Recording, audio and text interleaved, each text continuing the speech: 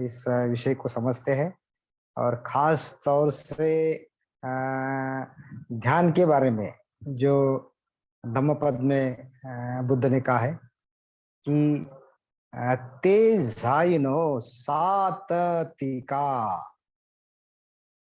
नीचंग दृढ़ परक्कमा हु संति धीरा निब्बाणम योग क्षेमम अनुत्तरो।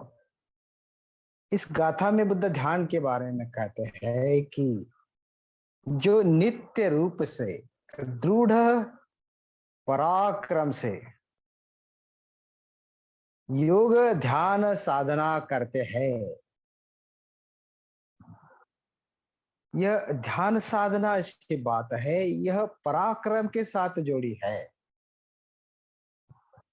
और इससे यह स्पष्ट होता है कि पराक्रम करना वीरों का काम है और ये जो वीर है वह वीर्यवान जिसे कहते हैं बुद्ध धम्म में। तो रणांगन में हजारे लोगों के साथ युद्ध से पराजित करने वाला, किसी को मार के पराजित करने वाला वह वीर नहीं होता। तो जो हमारे मन में निर्माण होने वाले जो अलग अलग मार है, क्लेश है, उसके साथ जो लड़ने वाला है, युद्ध करने वाला है, वह सही पराक्रमी होता है। तो यह जो बात है, यो सहसे न संघामे मानुषे जिने ये काह जो जेय मत्तान सबे संगा ममज्जुत्तमम। जो संग्राम में लड़ने वाला योद्धा है, हजारों को मार गिराता है, उससे जो खुद के मन में निर्माण होने वाले कई सारे क्लेश द्वेष को जो नष्ट करता है, लड़ता है, वही सच्चा रणांगन का वीर है। और यह जो रणांगन की भूमि है हमारे एक काया में स्थित जो चित्त है, चित्त में निर्माण होने वाले जो अलग अलग धर्म है, उस धर्म से जो इंद्रियों के द्वारा बाहरी विषयों के साथ संकल्प में संपर्क में आने से विषयों के साथ साथ व्यक्ति और रूप, चीज, वस्तुएं, इनके स्पर्श से निर्माण होने वाली जो वेदनाएं है, उस वेदनाओं को समझना, इस चित्त में निर्माण होने वाले धर्म से हमारी जो भावनाएं निकलती है, वेदनाएं उभरती है, संवेदनाओं के द्वारा उसको पहचानना जागृति के सराव से यह शक्य है, ध्यान के सराव से यह शक्य है। और इसी कारण ध्यान जो भी अलग अलग प्रकार के है, साधनाएं जो भी अलग अलग है, यह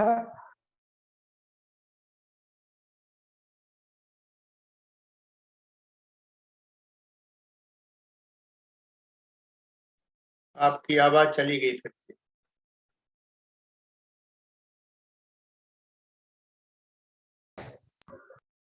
तो इन सभी वीरों, आवाज आ रहा आप अग्रश्मी जी? हाथ बताए, अंगठा हाथ बताए तो चलेगा, अंगठा बताए तो ऐसे वीरवान जो अपने अदम्य साहस से हर दिन प्रयास करते हैं, इस सत्र के द्वारा, इस ध्यान सत्र के द्वारा सभी ऐसे वीरों को मैं सलाम अदा करता हूं।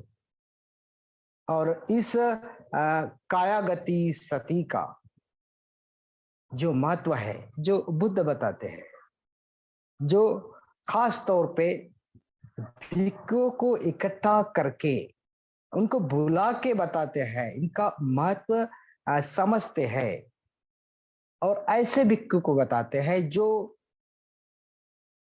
ध्यान साधना में मन की कई ऊंचाई पे है, और इसी कारण कायागता सती ऐसी बात है। इससे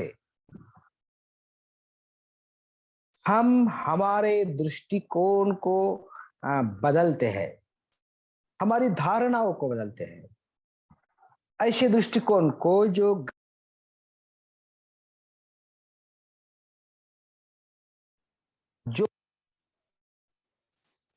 गलत दृष्टिकोण है, इस गलत दृष्टिकोण के कारण गलत धारणाएं बनती है, और इस दृष्टिकोण को शुद्ध करने का काम जो है, तो वह कौन कर रहे हैं?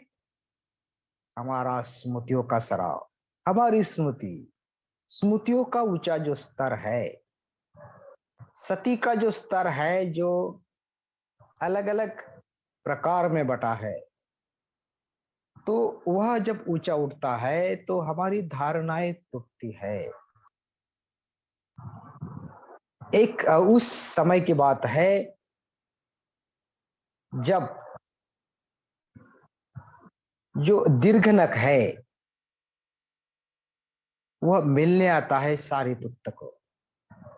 सारिपुत्त का मामा भांजा को मिलने आता है, और ये क्या मैं सुन रहा हूँ, ऐसा कह के सारिपुत्त को पूछते हैं कि आपने तो उस बुद्ध का संघ ज्वाइन किया, ऐसा क्यों, ऐसी क्या बात है? तो सारिपुत्र यही सही बेला है ऐसा समझ के चलो उनको बुद्ध के पास ले जाते हैं। और जो सारिपुत्र केवल अश्वजीत के दर्शन से ही बुद्ध से प्रभावित हुए, और उनके दर्शन से उनको दिव्य दृष्टि मिली। ऐसे सारिपुत्र मन में ऐसे सोचते हैं कि चलो भाई इस दीर्घनक को बुद्ध से मिलाए, और फिर दोनों का संवाद होता है। बुद्ध से वो दीर्घनक कहते कि देखो, मैं मेरे मत का पक्का हूं, ना मैं किसी की सुनता हूं, और मेरा जो मत है, तो बुद्ध ये जो बताते हैं कि क्यों भाई दीर्घनक, आप जो कह रहे हैं कि ना आप किसी की सुनते हो, मुझे ये बताइए कि क्या आप अपने आप की तो भी सुनते ना? अपने आप की सुनना इसका मतलब है अपने मन में क्या निर्माण हो रहा है इसको सुनना। अपना जो दृष्टिकोण है, उनका जो दृष्टिकोण है वह गलत था। तो बुद्ध एक बात बताती है उनको कि एक जो कथा ये है, वो बताते हैं कि एक व्यापारी था, और उस व्यापारी का जो एक घर था, उस घर में अपने बच्चों को रख के वह कुछ व्यापार के लिए बाहर चला जाता है, 6 साल का बेटा। और जब व्यापार से वह घर लौटता है तो घर जला हुआ पड़ा है, डाकुओं ने घर को लूट लिया है, और घर के सामने एक 6 साल के बच्चे का मृत देह पड़ा है। उस व्यापारी को लगता है अरे ये तो मेरा बेटा पूरा जला हुआ, किसी बॉडी पड़ी, मेरा बेटा मर गया, ऐसा वो समझ बैठता है। घर भी गया, बेटा भी गया। और फिर इस दुख में, इस विचार में वो सोचता है असल में क्या होता है कि उनका बेटा जो है डाकुओं के चंगल से छूट के भाग के आता है। वह मरा नहीं होता है, वह जो मरा हुआ था उनकी उम्र का दूसरा बेटा था। लेकिन रात को जब आता है और दरवाजा खटखटा, रात के 2 बजे, पप्पा जी दरवाजा खोलिए मैं आ गया हूँ, दरवाजा खोलिए मैं आ गया हूँ। उस व्यापारी को लगता है कि कोई बच्चे हैं मजाक कर रहे हैं रात को, क्योंकि मेरा बेटा तो मर गया है। तो वह दरवाजा नहीं खोलता और चिल्ला चिल्ला के थक के फिर वह जो उनका बेटा, असली बेटा था, वो चला जाता है दूर दूर तक, हमेशा के लिए। तो बात यह कथा की यह है, वह बताते हैं। और यह बात सुन के आ, वहां पे सारिपुत्र जो थे, जो बुद्ध को पंखा जलाए रहे थे और हवा दे रहे थे, तो वह समझ रहे कि हाँ, इस बात को समझ रहे, इस दृष्टिकोण को समझ रहे कि सब कुछ जो है यह बदलने वाली बात है। और ये भी बात वह खड़े खड़े उसको समझ लेता है और फल प्राप्त करता है। वैसे ही वहां पे जो ये दीर्घनख था, वह भी समझ लेता है इसकी कथाओं को। तो बुद्ध बताते हैं कि हम अपने दिल के जो दरवाजे हैं, जैसे कि हम अंधकार के कोठरी में बंधे हैं, अज्ञान के कारण उस अंधकार को ही हम सच्चा जीवन समझ रहे हैं, उतने ही कूप मंडल में पड़े हैं। तो उनके आगे भी कुछ विश्व है, या अंधेरे में कुछ प्रकाश की कुछ तिरिप भी है, यह नहीं सोचते और हमारा दृष्टिकोण उतना ही मर्यादित बनाते। तो ये दृष्टिकोण को पक्का बनाने की जो बात है, ऐसे कई सारे बात है। तो हम जैसा देखते हैं, जैसा कि उस व्यापारी ने देखा था, बस उतना ही मर्यादित दृष्टिकोण। तो हम हमारे दिल के कवाड़े बंद करते हैं और जो उनका बच्चा आया था उनको बाहर वैसा ही जाने देते। तो वैसा ही है कि सत्य हमारे इर्द गिर्द होता है, बुद्ध का धम्म हमारे इर्द गिर्द है। हम कई बार बुद्ध के वचनों को सुनते हैं, हमारे भीतर तक वह नहीं उतार पाते। जो बुद्ध से बुद्धि से समझी हुई जो बात है, हम उसे हमारे कृतियों में क्यों नहीं ढाल पाते? क्योंकि बुद्धि से समझना यह अलग बात है और उसको हमारे जीवन में ढालना यह अलग बात है। इसलिए उनको हमारे अंदर के अंतरात्मा तक पहुंचाना होती है, जिससे भावनिक अंग कहते हैं। जब तक कोई बात जो बुद्धि से समझी है उसको भावनाओं में नहीं उतारते, तो वह बात वैसी ही रह जाती है। यह बुद्ध के तत्वज्ञान को समझना केवल दर्शन की बात नहीं, यह आत्मदृष्टि की बात है, समझने की बात है, कृत्यों में ढालने की बात है। हमारा भावनिक अंग जब तक विकसित नहीं होता, हम उसे कृत्यों में नहीं ढालते, क्योंकि उतने ही हमारे मन के अवस्था से हमने उसे देखा होता है। बुद्ध की जो शिक्षा जो है, जब तक चित्त को ऊंची अवस्था तक नहीं उठाते, हम नहीं समझ पाते। तो जो सती पठान है, उसको जो देखना है, केवल दर्शन की बात नहीं, अनुभव की बात है। जो अनुभव है हम साधना में लेने का प्रयास करते हैं, उसी से ही हम हमारे चित्त को समझने की कोशिश करते हैं। चित्त में निर्माण होने वाले अलग अलग धर्म को, स्वभाव को देखते हैं, समझने की कोशिश करते हैं। तो इसी से ही हम हमारे दृष्टिकोण को बदलते हैं, बदलाव लाते हैं। हम ध्यान साधना इसलिए करते हैं कि हम हमारे चित्त को बदले, उसको ऊंची अवस्था में तब्दील करें। हमारा जो अभी का मन है, जो संस्कारितता में है, जो अप्रबुद्ध मन है, इस मन को प्रबुद्धता में तब्दील करना, यह जो बात है धम्म मार्ग पर चलने के लिए, सही दिशा से चलने के लिए मदद करती है। हम जो भी करते हैं, क्या हमारी दिशा सही है, हमारा मार्ग सही है, हमारा ध्येय सही है? केवल ध्येय सही होने से काम नहीं चलता, क्योंकि ध्येय केवल देखने की बात नहीं है।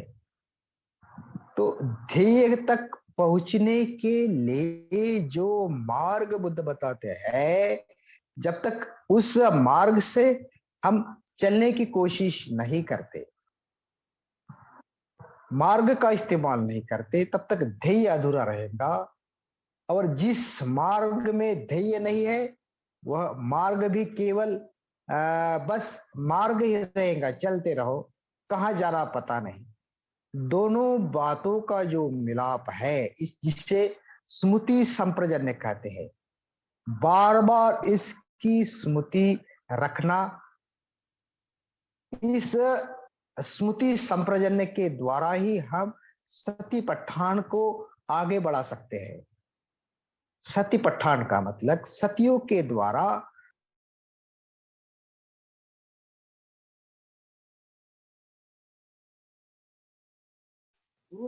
हमारी जो स्मृति है, हमारी स्मृति जो है, तो इस स्मृति को प्रतिष्ठित करना, मजबूत करना, बार बार उजागर करना, और इस स्मृतियों को प्रतिष्ठित करना मतलब सतिपट्ठान दृढ़ करना, उस सतियों को शुद्ध करना, अपने जो वर्तमान के अनुभव है उसके प्रति सजग रहना, इस परिवर्तन के मध्य नजर में सजग रहना, और उसे आध्यात्मिक दृष्टि से केवल अपने वर्तमान के अनुभव के साथ सजगता से देख लिए धीरे धीरे हम भीतर तक पहुंच सकते हैं। हमारी जो अंतर्दृष्टि है, हमारे जो अलौकिक अनुभव है, हम उसको स्पर्श कर सकते हैं। उसी से ही हम बुद्ध की जो वास्तविक शिक्षाएं है, उन शिक्षाओं को समझने की कोशिश कर सकते हैं। तो सतिपट्ठान का मतलब केवल एकाग्रता बढ़ाना नहीं है, एक रूपता, एकाग्रता के साथ साथ उन एकाग्रता से, जैसे कि हम श्वासों के आवागमन को देखते हैं, उनकी गिनती करते हैं, उनसे एक रूप होते हैं आनापानसति में, और हम एकाग्रता बढ़ाने की कोशिश करते हैं। तो एकाग्रता के साथ साथ सकारात्मकता का जो अभ्यास है, जो मैत्री भावना से हम करते हैं, तो एक रूपता के साथ सकारात्मकता जो बात है, दोनों का जो मिलाप है, दोनों का जो संतुलन है, दोनों का जो एक दूसरे से रिश्ता है, जैसा जैसा मजबूत होती जाता है, तो इस सती पठान के द्वारा हम दृढ़ता से चिंतन कर सकते हैं। हम इस एक रूपता से हम नीचे भीतर हमारे सत्यपठान के द्वारा हमारे भीतर निर्माण होने वाले उदय और अस्त समुदय को, अस्तता को, व्यय को हम धीरे धीरे देखने की कोशिश करते हैं इस कायागता सती के द्वारा। और इसी से ही हमारे भीतर जो ऊंची दृष्टि जो निर्माण होती है, उस ऊंची दृष्टि से हम बुद्ध की शिक्षाओं को समझे, और हम इसी कारण जागृति से ऊंचे स्तर पर जब उठते हैं, हमारी जो जागृति है इंद्रियजन्य जागृति के स्तर से जो हॉरिजॉन्टल है, समतल है, उस जागृति का अभ्यास हम करते हैं। हर समय कुछ ना कुछ हम जागृत तो होते हैं, स्मृतिमान तो होते हैं, केवल यह ऊपरी तौर पर की जागृति हम जब तक परावर्तित नहीं करते भीतर तक, जब तक उसे तब्दील नहीं करते, जो ध्यान है, रूप ध्यान, अरूप ध्यान, उसी से जो समाधि की उच्च अवस्था है, उसके अनुभव करने से ही हम बुद्ध की शिक्षा जो है सही अनुभव के अर्थ से नहीं समझ पाते। तो हमारे दृष्टिकोण को बदलना, हमारा जीवन प्रसन्न, आनंदी, उत्साहपूर्ण, वीर्यतापूर्ण बनाना, यह स्मृति से, सती के पठान से हम कोशिश करते हैं। तो सती पठान से हमारे जीवन को अर्थ आता है, क्योंकि हम आनंदी जीवन जीते हैं। हम इसी क्षण का अनुभव लेते हैं। जिस वर्तमान क्षण के साथ हम हैं, उसके प्रति अनुभव के तौर पर हम पूरी तरह कोशिश करने की करते हैं। जैसे कि भैया को इस कायागता सती बुद्ध बता रहे कि हम बस चलते हैं। तो देखिए, मैं चल रहा हूँ, मैं खड़ा हूँ, बात कर रहा हूँ, सूंघ रहा हूँ, चबा रहा हूँ, कुछ खा रहा हूँ, हाथ उठा रहा हूँ, हर समय स्मृतिमान। इसी क्षण का अनुभव हर कृतियों के साथ लेना, केवल अनुभव ही नहीं लेना, उसके साथ हम जो कार्य कर रहे हैं काया के द्वारा जो घटित हो रहा है, उसमें पूरी तरह समा जाना।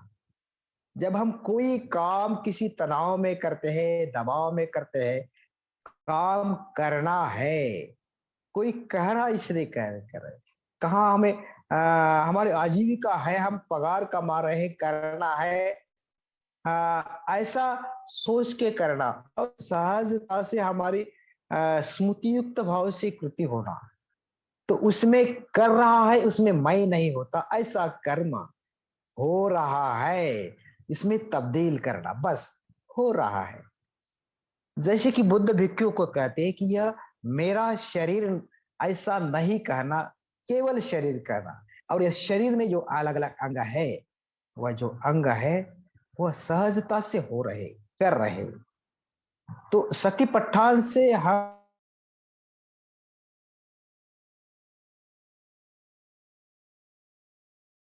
की जो है, हम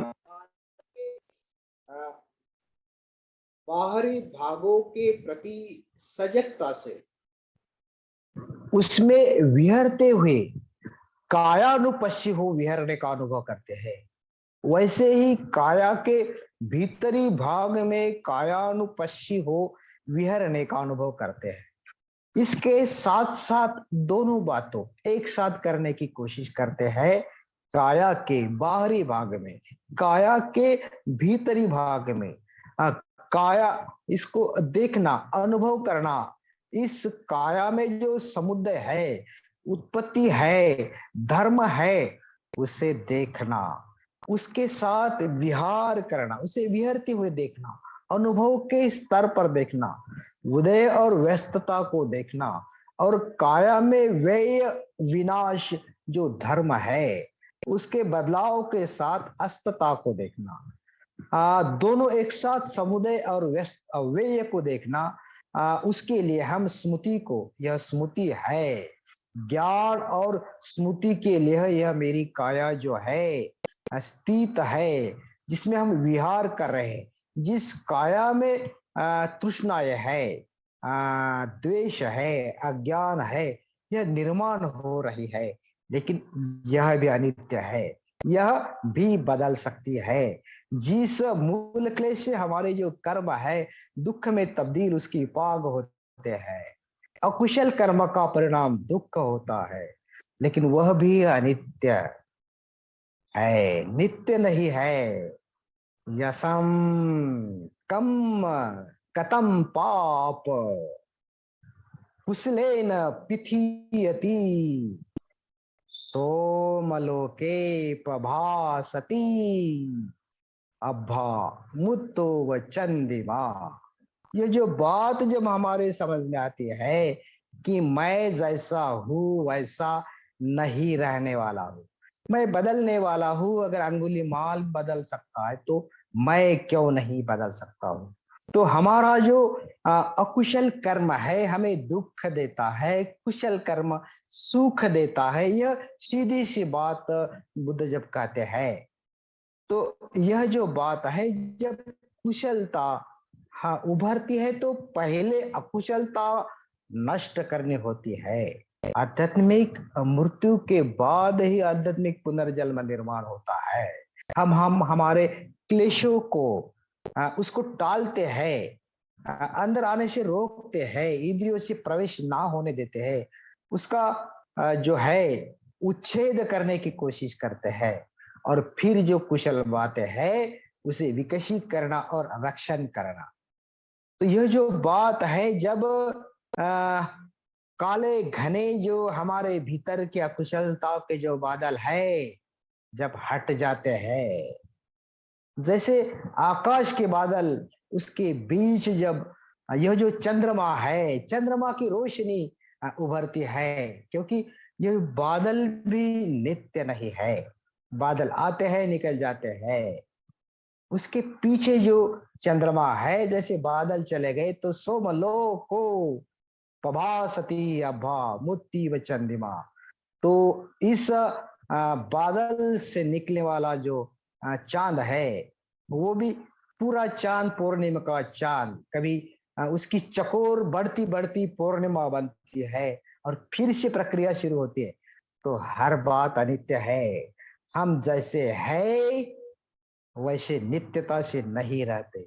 तो इस पर हमारा विश्वास है कि हम हमारे चित्त को कुशलता में तब्दील करें, हमारे अप्रबुद्ध मन को प्रबुद्धता में तब्दील करें। तो इसीलिए हम इस कायगता को करते हैं, इस अभ्यास को करते हैं, नित्यता से उसे देखने का अनुभव करते हैं। और यह जो अभ्यास है, इससे हमें आनंद मिलता है, सुख मिलता है। जैसे जैसे न्यूरन हटते हैं, शुद्धता का प्रकाश बाहर आता है, हम आनंदता से, प्रमोदितता से उभरते हैं, और विशुद्ध होते होते इस प्रभाकारिता से अब शुद्धता का आनंद लेते हैं। तो सतीपट्ठान ध्यान जो है, यो कायगति सती के अभ्यास, जिसमें चार स्मृति प्रस्थान है, जिसमें कायगता सती है। तो इसी से ही कायानुपස්සनी का अनुभव लेते, काया से धम्मानुपස්සन का अनुभव लेते। धीरे धीरे काया में स्थित जो चित्त है, उस चित्त का वे स्वभाव का जैसा जैसा हम अनुभव लेंगे, तो चित्त के भीतर निर्माण होने वाले जो धर्म है, उदय होने वाले जो अलग अलग विषय है, उस विषय को हम देख सके और स्मृतियों के सराव द्वारा हम न्यूरॉनों को टाल सके और कुशलता को बढ़ा सके। इस कारण हम ध्यान साधना को करते हैं और हम आनंद महसूस करते हैं इस अभ्यास से, काय गति से। तो जब हम कोई भी क्रिया जागृति से करते हैं, पूरी तरह उसमें इन्वॉल्व होते हैं, एक रूप होते हैं, तो बुद्ध कहते हैं इसी से ही हम निर्वाण तक पहुंच सकते हैं। क्या खास बात बुद्ध कहते हैं, ये अमृत पद है, अमृत तक पहुंचने का मार्ग है, निर्वाण तक पहुंचने का मार्ग है यह कायगता सती। इतने महत्वपूर्ण वचन जब बुद्ध कहते हैं, भिक्षुओं को कहते हैं, हमें कहते हैं, ये जो देश नाय है इकट्ठा सभी को बुला के इसके महत्व को अदा करते हैं, बताते हैं। तो हम सभी साधनाएं करते हैं, सभी साधना का उद्देश्य जो है ध्येय के प्रति सजग रहते हुए उन तक, वहां तक पहुंचना है। तो हम जो भी बुद्ध की शिक्षाएं है, चाहे चार आर्य सत्य की हो, अनित्यता हो, प्रतित्य समुत्पाद हो, हर शिक्षा जो है यह स्मृतियों के द्वार से खुलती है। हम स्मृतियों से, अनुभव से हमारे जो स्थिर बने, शांत बने चित्त, जो समता और विपश्यना ध्यान, जिससे समता से विपश्यना की ओर जाते हैं, तो उसमें कोई विभाजन रेखा न खींचते हुए हम सुस्पष्टता से देखें कि हमारे भीतर जो है, हमारे भीतर का जो अस्तित्व है, ये जो प्रक्रिया है जो घटित हो रही है, धीरे धीरे अगर इसे समझ पाए काया के भीतर और हमारे चित्त में निर्माण होने वाले स्वभाव को, तो हम हमें ही पहचान ले। क्या हमारा स्वभाव द्वेषपूर्ण है, क्या हमारा स्वभाव जो है लोभपूर्ण है, तो उस स्वभाव से क्या औषध हम दे सकते हैं, तो ध्यान से ही हम समझ पाते हैं। तो हम ध्यान साधना के लिए तैयार होते हैं, कायगता सती के लिए। तो आप तैयारी करेंगे और सभी का